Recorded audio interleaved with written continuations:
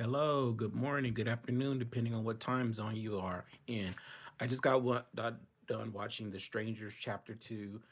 I was told by multiple people that this is the worst movie ever made. That's an overstatement. I won't say it's the worst movie ever made. I don't know if I would categorize myself a movie buff because my brother says I see every movie ever made, which I do like seeing different types of movie. I am a huge horror fan, so as a horror fan, was I entertained? Yes. Was the movie good or exceptional? No. Do I think it needs a part three? Absolutely not. Do I think that this movie could have been wrapped up in 20, 35 minutes? Sure, it could have been an episode of a series, whatever. I don't consider myself a cinephile either because I just had to Google that word because I've never heard that word really. But whatever. So here's my little thoughts about the movie. Why did she use OnStar when she first got in the first car in part two? Like I'm looking at her like, your car ain't got no OnStar little button above. Like I was so pissed off when I was as I watching the movie. I mean, at the movie, so I'm watching it at home because I don't think it's worth watching in theaters, even though I am a big theater person. But I was definitely pissed off. I'm just like, so y'all ain't got OnStar? Okay, we'll keep it going.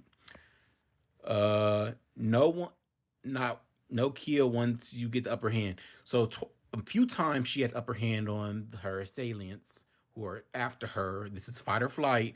Her fight or flight. So she keeps flying. She keeps flying, fighting, like running away. She's trying to survive.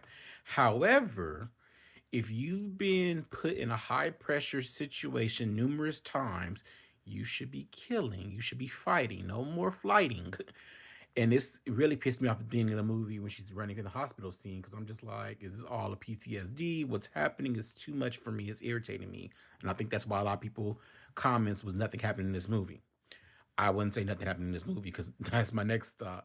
She did kill Timon or Pumbaa for those who've seen Lion King because I don't know if that was a warthog that was chasing her and beating her ass in the wood or what. But yeah, she killed it. So that was her, I guess, fighting. No comment there.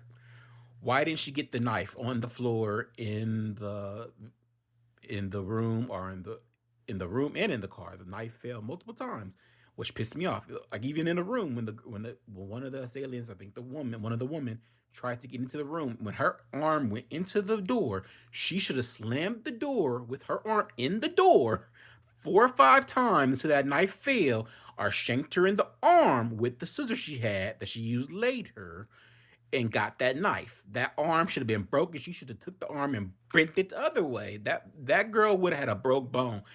This is why I couldn't be in a horror movie because I'm just like I'm about to f you up. You about to be more pain than I am. You put me through the ringer in the first movie.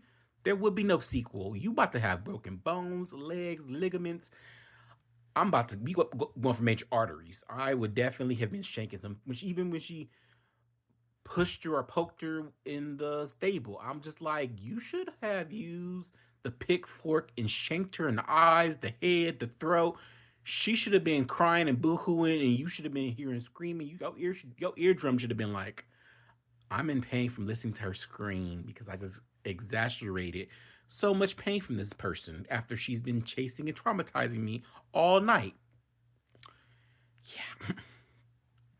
And then same thing with the knife. Why did she cut her in the throat after she stabbed her in the forehead or head or whatever with the scissors? Why didn't she get the knife and slit her throat? I would have definitely been looking for a head wound. I would have been like, I want to see your brains. I want to see your throat slit. I would have been doing Sydney Prescott from Scream. I want to see some brain cells. Ain't no guarantee. Ain't no maybe she did. Maybe he did. They would have been dead. It would have been blood. It would have been a blood pile waiting for the EMT or the police or whoever after this movie because it definitely would have been a bloody mess. And then she crashed the vehicle when she was getting choked out. So you're crashing your escape vehicle for what purpose? Once again, she's in this fight or flight mode, and she is not rational at all with that one right there. And then same thing with being in this EMT vehicle. You don't think this EMT vehicle has a emergency radio to radio the hospital or the police station or anything to be like, "Hey, I need help. I'm your EMT medic over there is dead. Can you please send someone GPS this That's nothing. Why doesn't the EMT have a GPS? Because the EMT worker as an Asian man should have been like, hell no, red flag. I quit.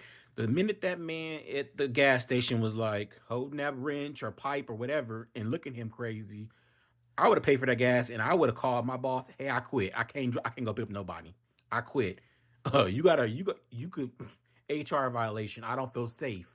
Is I don't know. That definitely would have been me. I would not have been in that situation. That would have been a wrap.